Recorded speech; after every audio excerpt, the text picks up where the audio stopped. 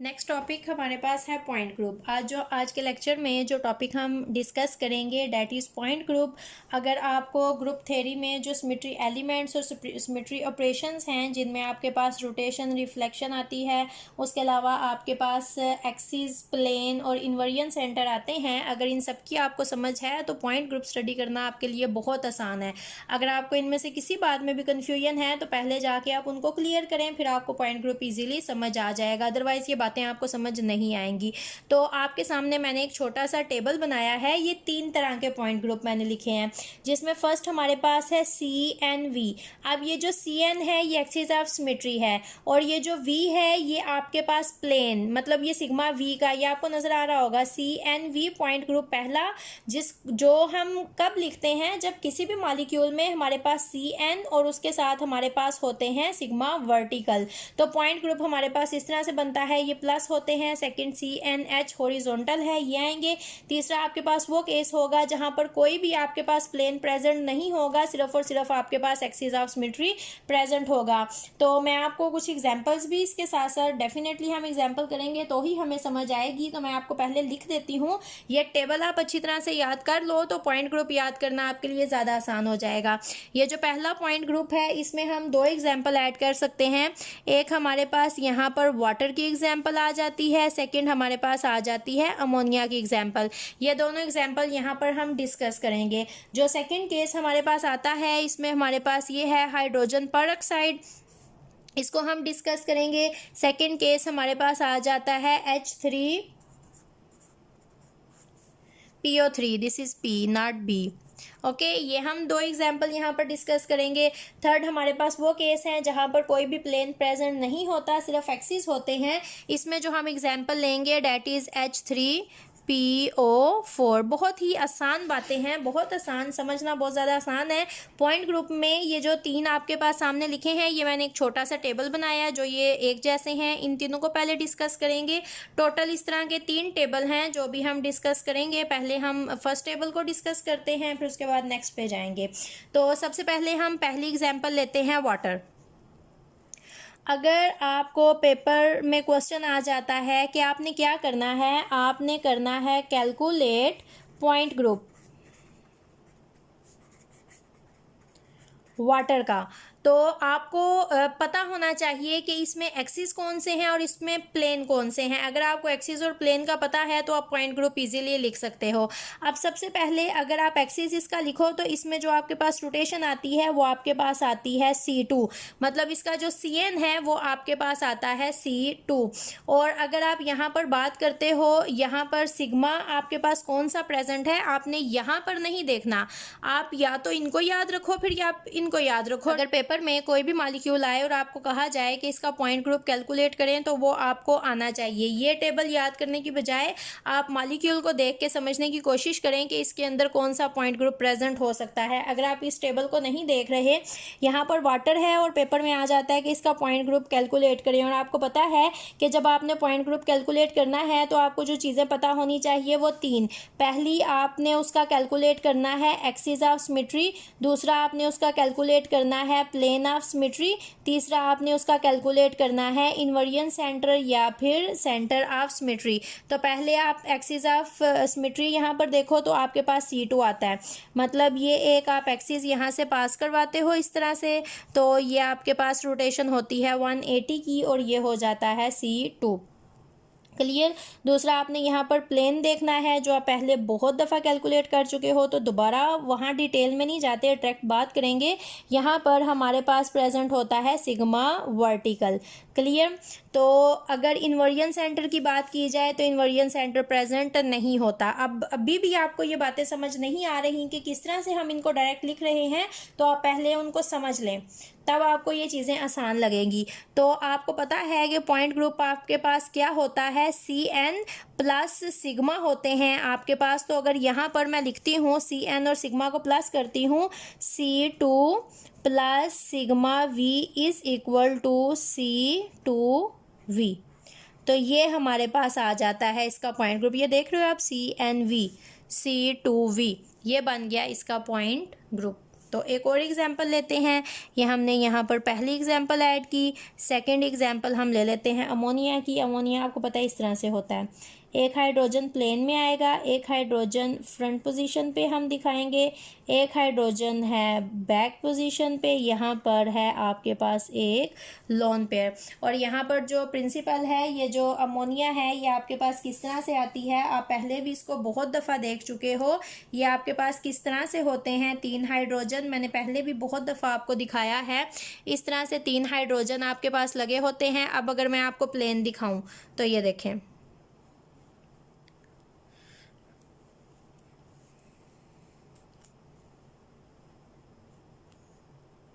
ये देख रहे हैं आप, ये आपके पास 3 हाइड्रोजन हैं।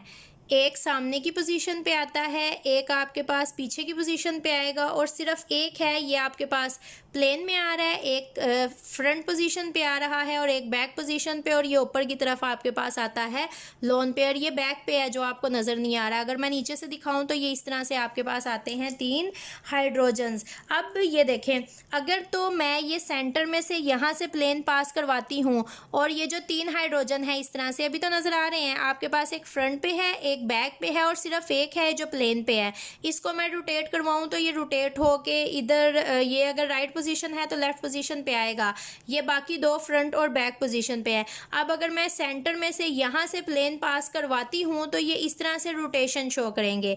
ये देखें, ये बैक पे था, ये फ्रंट पे आ गया है, ये इसने इसकी जगह ले ली है, और ये इस तरह से आ गया है प्लेन में हमारे पास। लेकिन अगर मैं इस मॉलिक्यूल को इस तरह से कट करती हूँ, इस तरह से, तो ये कट नहीं होगा, क्योंकि ये फ्रंट पोजीशन पे है, ये बैक पोजीशन पे है, तीनों प्लेन में नहीं है। अगर ये तीनों प्लेन में होते तो फिर इन्होंने हमारे पास इस तरह से कट होके ये एक दूसरे की इक्वल साइड्स शो कर देनी थी, लेकिन इनके दरमियान का डिस्टेंस इक्वल नहीं, ये प्लेन में नहीं, तो इसलिए ये इस तरह से कट नहीं होता।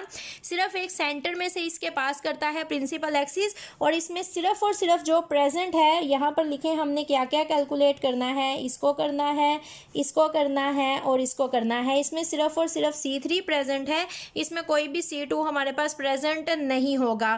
फिर उसके बाद अगर हम सिग्मा में आते हैं तो सिग्मा, अब अगर हम इस तरह से कट करें तो ये प्लेन इनमें से मिरर पास नहीं करेगा, क्योंकि ये एक दूसरे के इक्वल नहीं आते, ये बैक पोजीशन पे है, ये फ्रंट पोजीशन पे है, तो यहाँ पर सिग्मा वर्टिकल हमारे पास प्रेजेंट नहीं होगा। इस मॉलिक्यूल को सिर्फ अगर मैं बीच में से पूरे के पूरे ऐसे मॉलिक्यूल को काटती हूँ तो फिर ये मेरे पास इस तरह से कट होगा, और जब इस तरह से ये हमारे पास कट होगा तो फिर सिर्फ वही केस आता है जब हमारे पास प्रेजेंट होगा ये वाला प्लेन होगा, और यहाँ से इस तरह से हमारे पास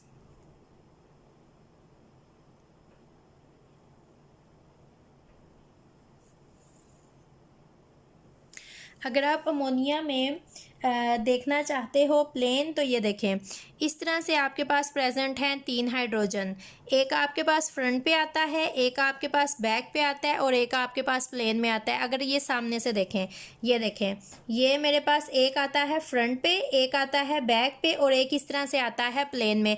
अब ये देखें, अगर इस तरह से मैं मॉलिक्यूल को काटती हूँ तो ये एक जो प्लेन में है ये कट हो जाएगा, और जो राइट और लेफ्ट है ये एक दूसरे के इक्वल आ जाएंगे। तो इस तरह से हमारे पास प्रेजेंट होता है सिग्मा वी। अगर हम ट्रिक की बात करें तो अगर हमारे पास सिग्मा, यहाँ पर हमें उसकी ज़रूरत ही नहीं, हमने सिर्फ देखना है कि यहाँ पर सिग्मा प्रेजेंट है या नहीं। तो ये देखें, अगर हमारे पास इस तरह से एक फ्रंट पोजीशन पे है, एक बैक पोजीशन पे है और एक प्लेन में है, ये देखें, सामने से देखें, अगर मैं इसको फ्रंट दिखाऊं, इसको बैक दिखाऊं और इसको प्लेन में दिखाऊं, अगर मैं प्लेन वाले को इस तरह से कट करूं तो ये फ्रंट और बैक एक दूसरे के आमने सामने एट इक्वल डिस्टेंस आ जाते हैं। तो यहाँ पर हमारे पास सिग्मा वी प्रेजेंट है। और हम अगर बात करते हैं आई की, तो नो आई को यहाँ पर नहीं है, उसको क्रॉस कर देंगे। और अगर पॉइंट ग्रुप लिखना हो तो ये हमारे पास आएगा C3V, ये हमारे पास आ जाता है इसका पॉइंट ग्रुप। क्लियर? अब एक और हम एग्जाम्पल लेंगे, उसका हम पॉइंट ग्रुप यहाँ पर कैलकुलेट करेंगे कि हमारे पास पॉइंट ग्रुप कितना आता है। तो अब हम यहाँ पर जो एग्जाम्पल कोड करेंगे वो ले लेते हैं ये।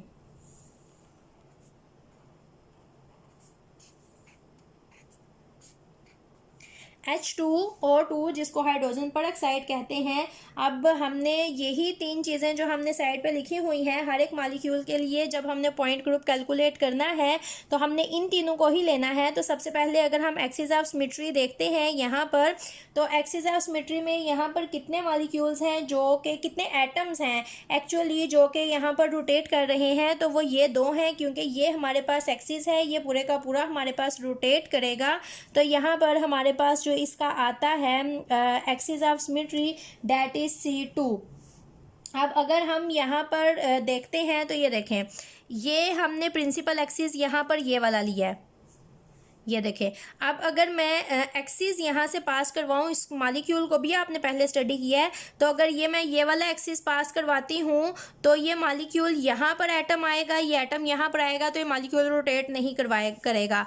अगर मैं ये एक्सिस पास करवाती हूँ तो ये अपर पोजीशन पे जाएंगे लोड, ये भी सिमेट्रिकल नहीं, सिमेट्रिकल सिर्फ इस तरह से है, यहाँ से सेंटर से मैं इसमें प्लेन पास करवाऊँगी और ये मॉलिक्यूल इस तरह से रोटेट होगा, हाइड्रोजन यहाँ पर आएगा और ये वाला हाइड्रोजन यहाँ पर आ जाएगा और ये 180 की रोटेशन है, तो इसलिए यहाँ पर जो एक्सिस ऑफ सिमेट्री है वो C2 है। और अगर मैं प्लेन पास करवाती हूँ तो प्लेन इस तरह से यहाँ से गुजरेगा और यहाँ पर हमारे पास इसका प्रिंसिपल एक्सिस है और प्लेन इस तरह से आ रहा है, तो ये हमारे पास आता है सिग्मा हॉरिजॉन्टल। अगर मैं इसका पॉइंट ग्रुप यहाँ पर कैलकुलेट करूँ, इट विल बी C2H, ये हमारे पास आ जाती है यहाँ पर सेकेंड एग्जाम्पल। एक और एग्जाम्पल लेते हैं पॉइंट ग्रुप को समझने के लिए। अब हम एग्जाम्पल लेते हैं H3PO3। अब H3PO3 को अगर मैं ड्रा करती हूँ, ये देखें, यहाँ पर एक OH यहाँ पर, एक OH यहाँ पर, एक OH यहाँ पर। अब ये देखने में मॉलिक्यूल आपको किसकी तरह लग रहा है? इसकी तरह।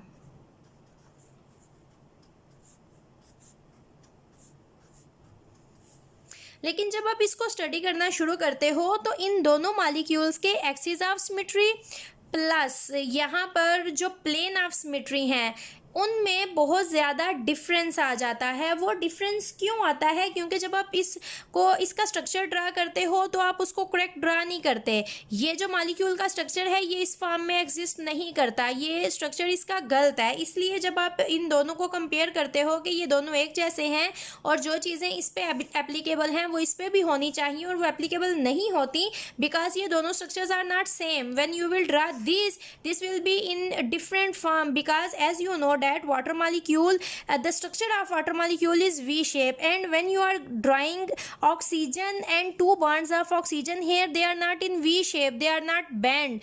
तो अगर आप इसको ओपन करके लिखोगे it will be like this। यहाँ पर आएगी फास्फोरस, ऑक्सीजन और यहाँ पर है इसका hydrogen. You can see this V means 2 lone pairs। इनको भी तो आपने जगह देनी है to avoid the maximum repulsion of lone pair. और सेकंड आपके पास ऑक्सीजन आती है यहाँ पर और इसका हाइड्रोजन आता है यहाँ पर इसके आ जाते हैं लोन पेयर। थर्ड आपके पास ऑक्सीजन आती है यहाँ पर और हाइड्रोजन आता है यहाँ पर, ये इसके आ जाते हैं lone pair. This is the actual shape of this molecule. Clear? तो जब आप इसमें प्लेन को देखते हो तो फिर बहुत ज़्यादा डिफरेंस आ जाता है। अब अगर आप यहाँ पर देखते हो कि यहाँ पर एक्सिस ऑफ सिमेट्री क्या है, तो वो तो अगर आप यहाँ से प्लेन पास करवाते हो और इसको आगे इस तरह से मूव करवाते हो तो फिर ये एग्जैक्टली मूव करेगा। अगर मैं इसको दोबारा से ड्रा करूँ यहाँ पर, ये देखें, मूव करवाने के लिए एग्जैक्ट अगर हम देखें तो ये हाइड्रोजन यहाँ पर, ये है ऑक्सीजन, इसका हाइड्रोजन यहाँ पर, ये है ऑक्सीजन और इसका हाइड्रोजन यहाँ पर। अब ये देखें, अगर यहाँ से मैं प्लेन पास करवाती हूँ और ये मूव करेगा तो ये इसकी जगह पे आ जाएगा, ये इसकी जगह पे आ जाएगा और ये वाला मूव करके चला जाएगा इसकी जगह पे। तो यहाँ पर मेरे पास इसमें प्रेजेंट है C3 एक्सिस। अगर मैं इसका एक्सिस ऑफ रोटेशन देखती हूँ तो यहाँ पर मेरे पास आ जाता है C3 एक्सिस। लेकिन अगर अब मैं देखूँ कि इसमें C2, अब जिस तरह इस मॉलिक्यूल को आप देखो, यहाँ पर आपके पास C3 है प्लस ये देखें यहाँ पर आपके पास एक C2 है, दूसरा C2 है, तीसरा 3 C2 भी आते हैं। अब आप यहाँ पर देखें, अगर इस मॉलिक्यूल को आप इस तरह से मिरर पास करवाते हो, मतलब एक्सिस हम देख रहे हैं, अगर यहाँ से एक एक्सिस आप पास करवाते हो तो ये इस तरह से रोटेट नहीं करता करता। ये देखें यहाँ पर हाइड्रोजन, यहाँ पर तो ये वाली हाइड्रोजन कहा जाएगी, तो इसका मतलब यहाँ पर C2 नहीं है, यहाँ पर सिर्फ और सिर्फ आपके पास एक C3 प्रेजेंट है। अब एक्सिस हमारा क्लियर हो गया, तो दूसरा हम आते हैं प्लेन ऑफ सिमेट्री पे। अब अगर आप यहाँ से इस तरह से मिरर पास करवाते हो तो ये 2 इक्वल पार्ट्स में तो कट नहीं होता, ये यहाँ पर हाइड्रोजन है, यहाँ पर हाइड्रोजन नहीं है। अगर यहाँ से इस तरह से करते हो किसी भी तरह से, या इसमें से मिरर पास नहीं होगा, मतलब सिग्मा वर्टिकल इसमें कोई भी प्रेजेंट नहीं है। अगर यहाँ से आप एक प्लेन पास करवाते हो तो अब ये प्लेन पास होगा और प्रिंसिपल एक्सिस इस तरह से है, तो यहाँ पर आपके पास एक प्रेजेंट होगा सिग्मा एच। इसका जो पॉइंट ग्रुप मैं ये शॉर्ट फॉर्म में लिख रही हूँ, आप इसको यूज़ नहीं करोगे, आप पॉइंट ग्रुप ही लिखोगे, वो आपके पास आएगा C2H। क्लियर। अब एक और एग्जाम्पल लेते हैं, इसी से रिजेम्बलेंस, इसी से मिलती जुलती रिजेंबलिंग एग्जाम्पल लेते हैं, H3PO4। अब H3PO4 आपके पास किस तरह से होता है? H3PO4 को अगर आप स्टडी करो तो इसकी शेप आपके पास इस तरह से आती है।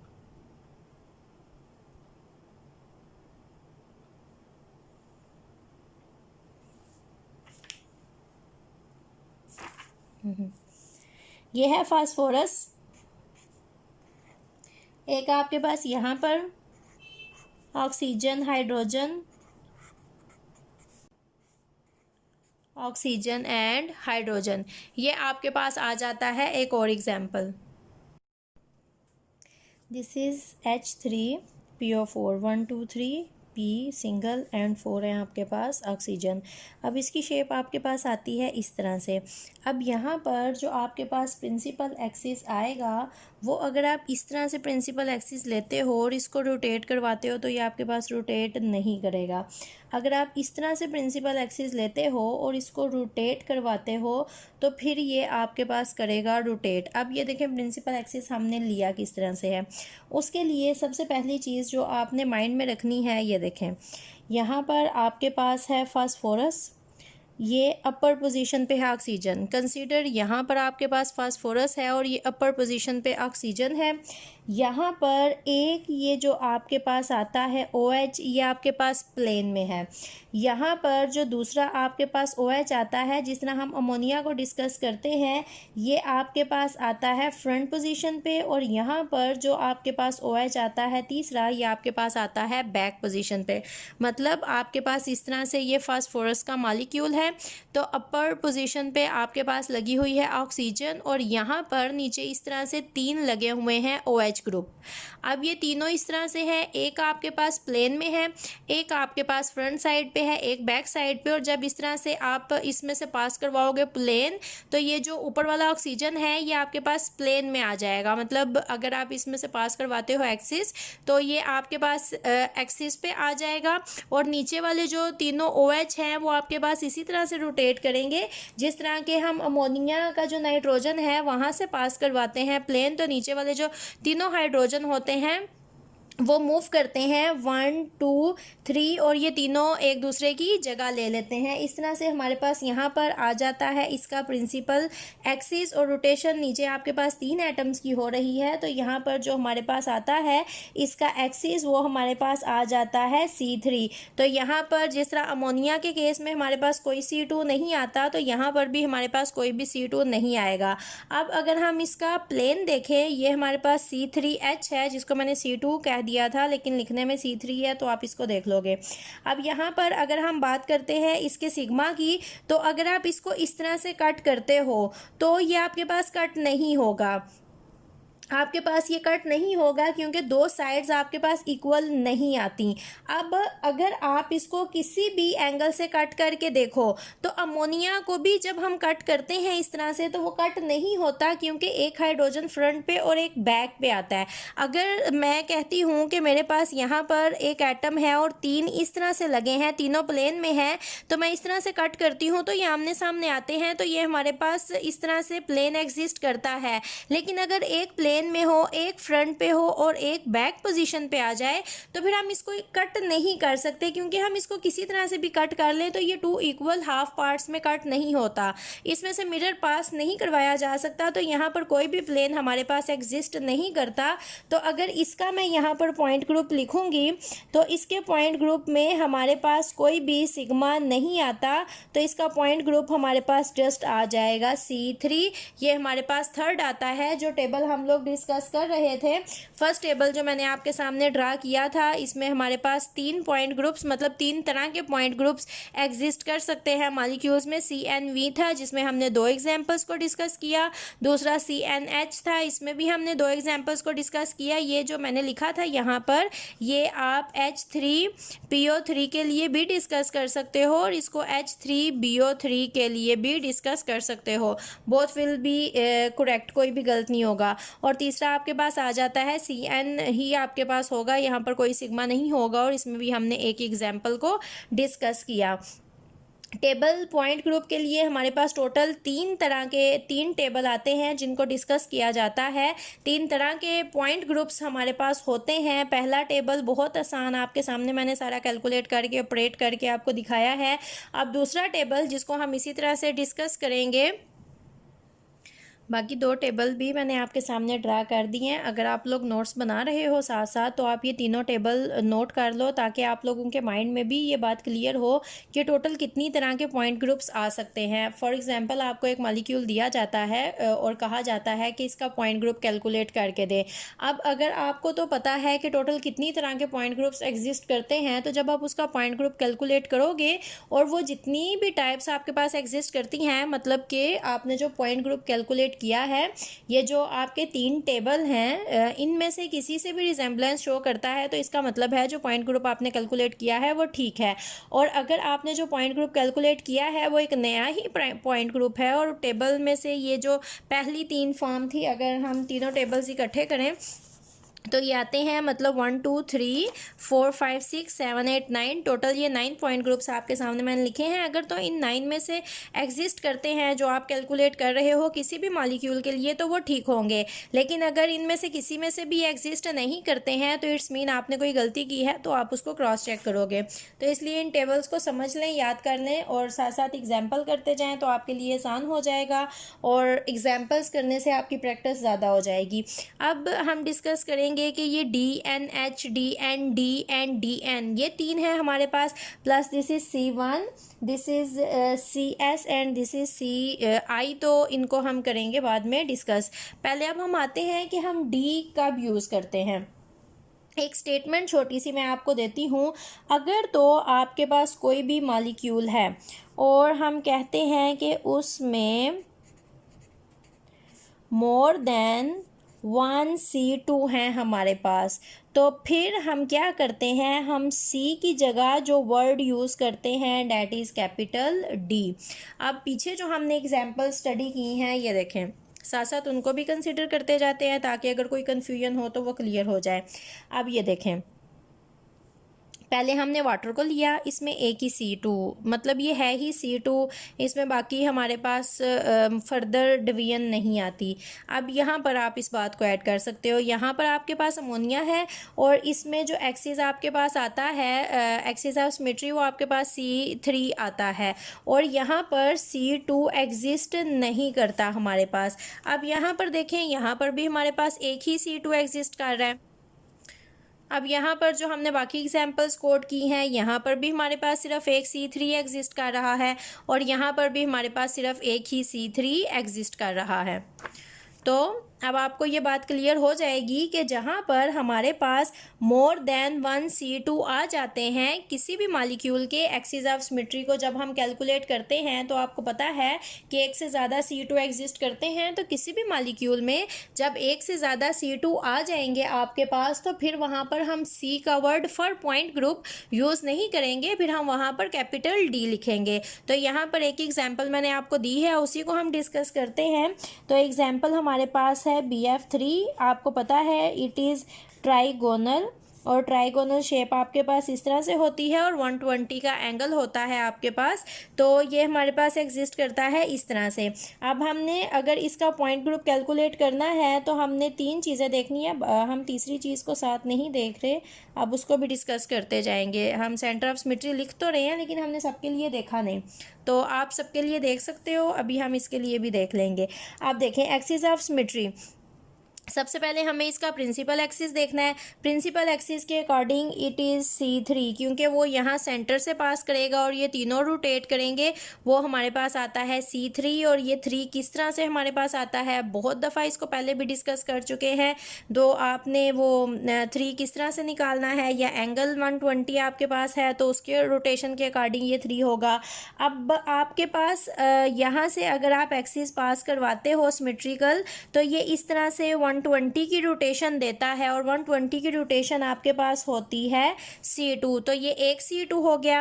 अब अगर इस तरह से आप पास करवाते हो एक सिमेट्रिकल एक्सिस, तो ये आपके पास आते हैं और ये इस तरह से 120 की रोटेशन देंगे, तो यहाँ पर एक और C2 आ गया है। अगर आप यहाँ से इस तरह से पास करवाते हो तो ये आपके पास 2 हैं। जब ये 120 की रोटेशन देंगे तो टोटल आपके पास यहाँ पर 3 आ जाते हैं C3। This is principal axis, this is subsidiary axis.